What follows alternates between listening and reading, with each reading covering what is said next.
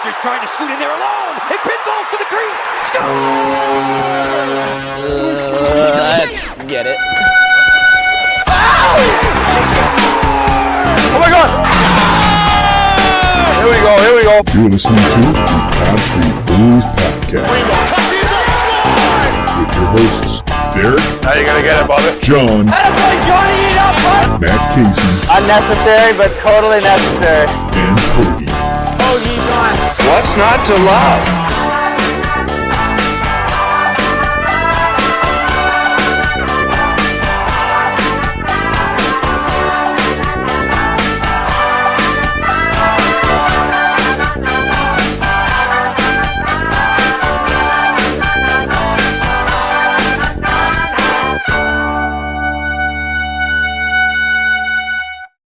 What's happening, everybody? Welcome to the Pod Street Pregame for your Sunday night matchup against the Tampa Bay Lightning.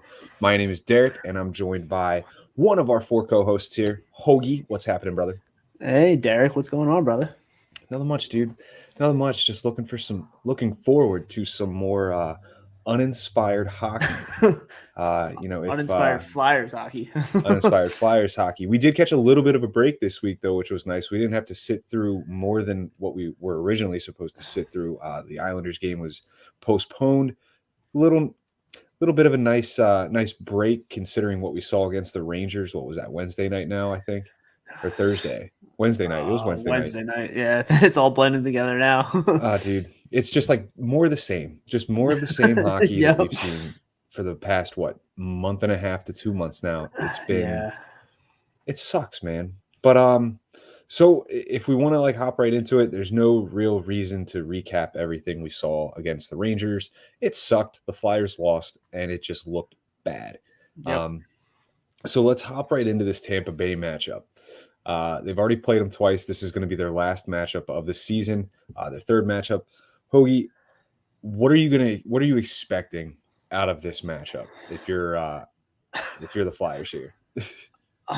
Well, I'll tell you what I'm feeling as Hoagie. I'm not feeling a whole hell of a lot for this game. I mean, we're 0-1-1, but I mean, if I'm the Flyers, you got to kind of pull something together because you have a back-to-back with the Avalanche on Monday. So you got to figure something out, get something rolling so that you're not going into a pretty heavy Avalanche team on Monday, pretty defeated after another tough Avalanche game or Sure. Lightning game. Sorry. Yeah, they've got to start somewhere. They've got to start building somewhere because the team's just been horrid the past 2 weeks, just absolutely horrid. The first 10 games. Yeah, the first 10 games, as good as they were, that's just as bad as how they've been the past 10 games. Right. But, I mean, looking at this matchup itself, looking at some of the intricacies and, lineup decisions as well, which we'll get into a little bit more in depth here in a second, what are we looking forward to? I mean, we're seeing right now at least the decision was made by Cooper for Tampa to put Elliott in net. We know Brian Elliott. The Flyers know Brian Elliott. They know him very well. Good or bad? I mean, the banner says it all. Is this good for the Flyers or is this bad for the Flyers? I'm actually kind of looking forward to seeing Elliott net against the Flyers because, I mean, he was with us for the past 2-3 seasons at this point. I mean, you have players that know him. You've seen him in practice. Shoot on him. Get shots on net and let it go. I think they'll be suited for a good matchup. At least it's not Vasilevsky who takes up the entire freaking net and you can't get any freaking open spots on there. So I mean, we know who Elliott is, and let's take some shots. Sure, exactly. I mean, the Flyers know his strengths. They know his weaknesses. They know if you test this guy, he's going to give up some goals. Yep. So getting shots on net, this guy has got an 887 save percentage on the year. Now he's 2-1-1 on the year, but you can kind of attribute that to a strong team in front of him. Mm-hmm. Goals against is a 3.16.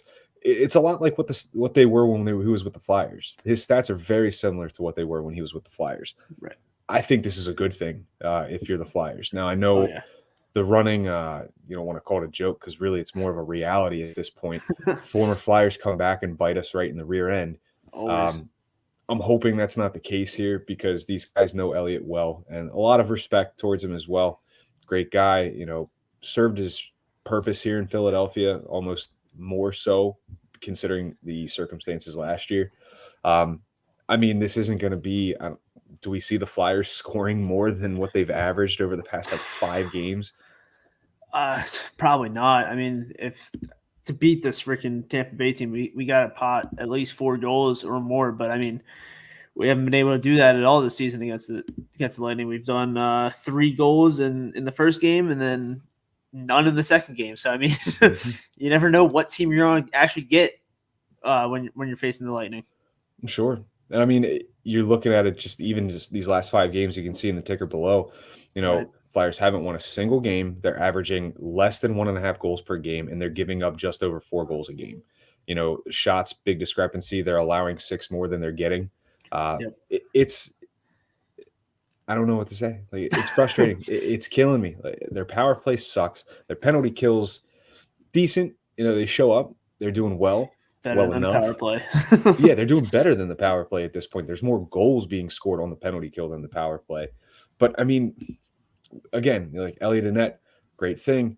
No Vasilevsky, which leads us to no Kucherov, no Stamkos. What do you think? Is this the prime game to rebound? Because we're looking at a team that's without a good bit of their stars for this game. They were without some of their stars the last time we played them. They blanked us 4-0. They were out with who's that defenseman that everybody's rooting and raving for? That with Hedman. No, it wasn't Hedman. It was Cece. Was it Cody Cece? No, Cece's not on there. It wasn't Cernak. Cernak, yeah, Cernak. Exactly, yeah. Cernak, They're like, Cernak, yeah. we're without Cernak. I was like, who cares? But they're still a powerhouse team regardless of who they have in the lineup every night.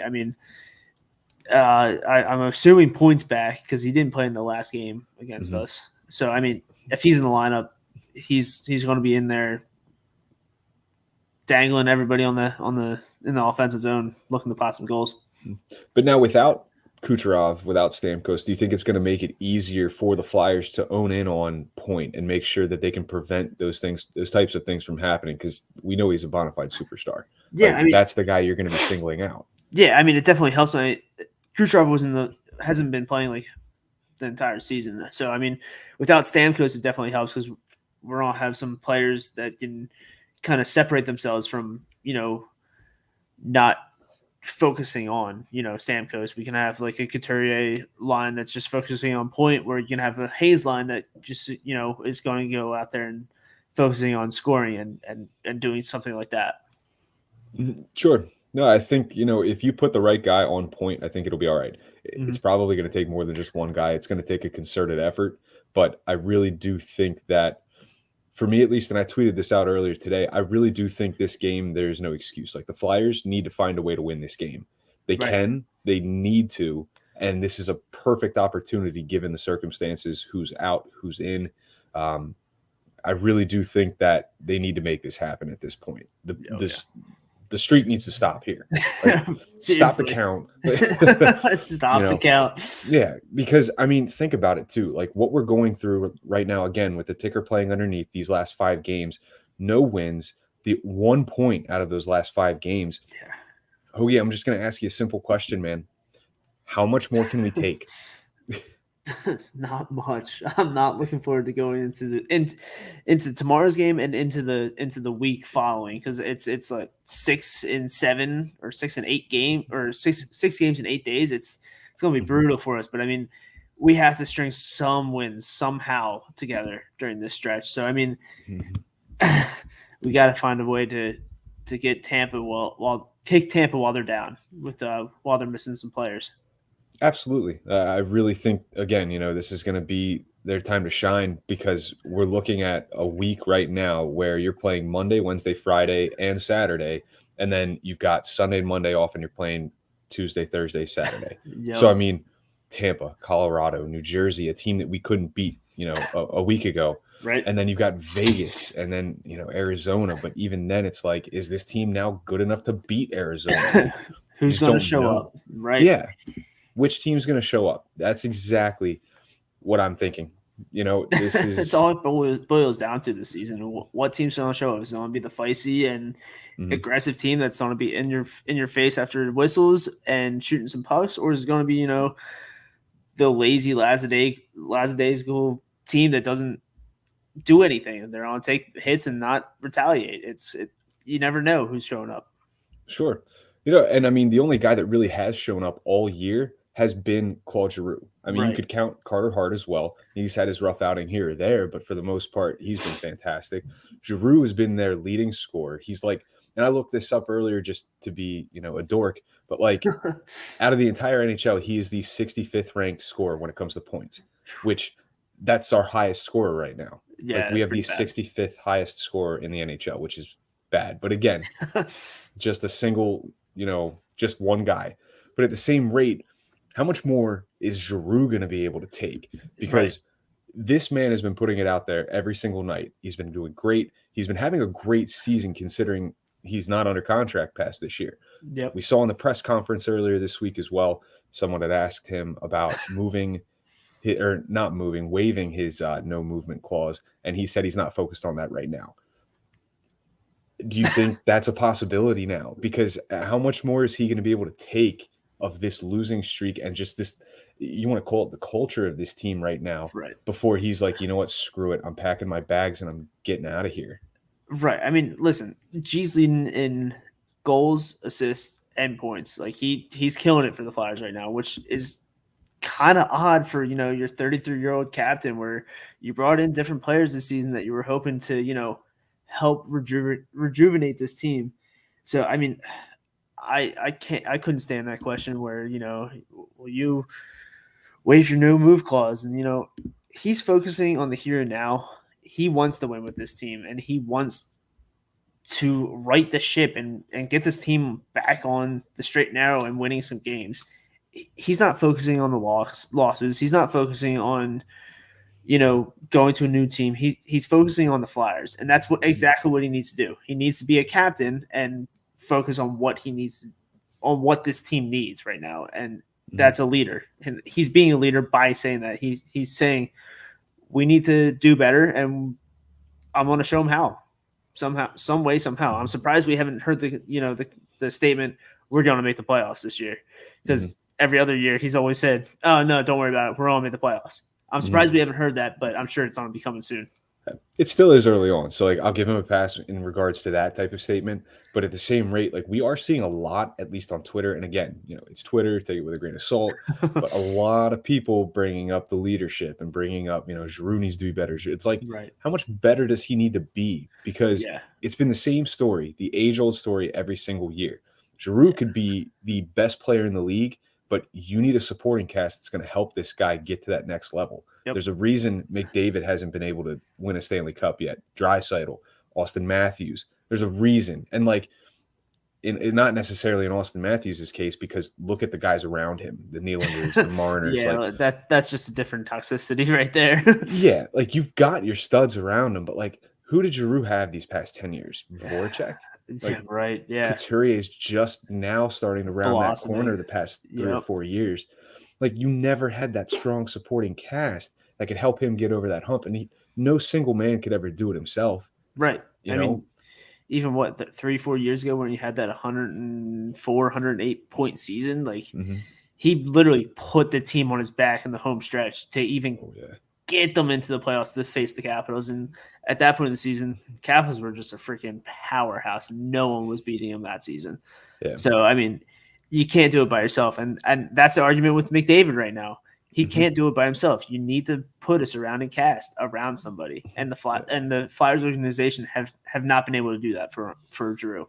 Sure. And McDavid's 10 years younger than him? Exactly. Plenty of time to do it. But at the same rate, 10 years ago, we said the same thing with Giroux. We could put guys around him and do this and do that. Never happened. I'm sure the attempt was made. But look at where it got us. 10 years later, no Stanley Cups, barely any playoff series wins. It's frustrating. Yeah. But it leads us here to talking about the Lions and what's going on with that. earlier, was it today, I believe? It was Jordan Hall was tweeting out the lines and what they look like along with the power play combos as well. Hoagie, you were reading them off to me, so I'll let you take this if you want. Yeah. So first line looks like we have G, Coots, and Atkinson, which is it's a line that our fellow brother John Gove has been preaching for all season. He's always wanted to see that, and after seeing Coots and Atkinson in the overtime game a while back where they scored the overtime winner, I was like, why not put them out there? It'll work. Second line's a little confusing where you put you have Hayes and Konechny, but you put Frost on the left wing with them. Little confusing because he's a center, but what are you going to do? Mm-hmm. I'm kind of excited for that. And then third line, you have Lawton centering JVR and McEwen, which is I don't even know what to call it. It's going to be an exciting line. Lawton, McEwen, they can really bring the heat against any line. It's just getting JVR going with the rest of them. He needs to keep up with them. And then we have our fourth line AHLers with Bunneman and Willman with Lindblom, which I wouldn't like to see Lindblom on the fourth line, but at this point of the season, he really hasn't sparked much of an interest to even be considered in the top 9. So sure, kind of do where it is. Yeah. I mean, like I've said before when we've discussed the top line like this, I'm interested to see how that chemistry goes between G, Atkinson, and Coots. It's going to be fun to see if those types of styles contrast and they can blend together well. I think they will. I think we saw it, like you said, with Atkinson and Giroux in overtime. I think the second line, realistically, are you going to move Hayes off of center? I don't think so. Not. And if you're going to want Frost to get top 6 minutes, that's where you're going to put him. Right. Unless you're bumping Konechny down, but even then, he's still not playing center. Who are you replacing at that point? Exactly. I mean, do you risk it and put Lindblom up there because Lindblom's not a fourth line guy, but he hasn't done anything to prove otherwise. And you're not putting JVR with them because it's not going to work. You can't exactly. keep up. Yeah, so JVR finds himself on the third line with Lawton and McEwen, and I think, like you were saying, I know you're a huge Lawton fan. I think those two guys together are going to be fantastic. I think they're going to be that jolt that you need. JVR is just going to be the cement shoes, Yeah, he.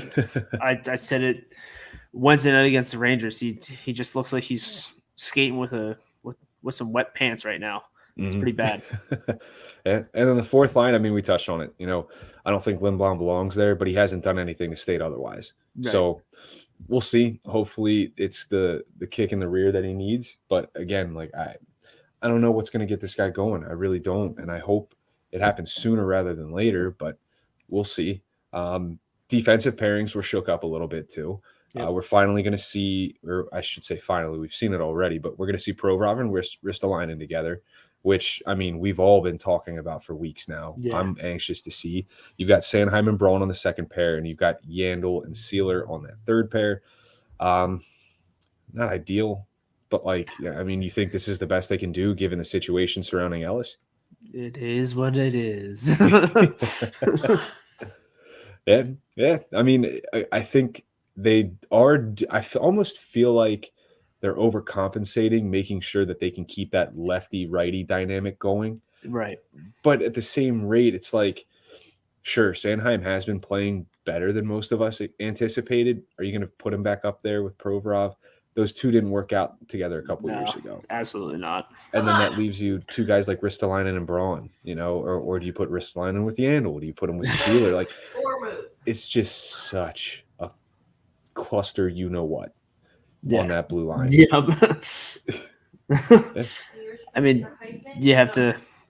You just have to play the D as it is at this point. I think Risto is a good slot in for Ellis at this point. We've seen Sealer, we've seen Braun with Provorov. Risto's played the first top pairing minutes with Buffalo. I think you put them out there and you let them do what they do. Let them play their game, and they'll go from there. Sure. Risto's rounded the corner. He's starting to play pretty well. He's maintained that level of play, at least in my eyes. In some eyes. You know, maybe not their heat maps, but you know, he's been all right. You know, we didn't expect him to be some type of world beater when he came in, but we expected him to be a decent defenseman, and he's showing that. Oh, someone's getting upset. Yeah, the Pittsburgh game's going on right now. Sorry. Touchdown! There it Pittsburgh goes. scored. All right. Oh boy. Oh. Oh I think we boy. need to censor this now. Yeah, oh my goodness. that's a censor right there.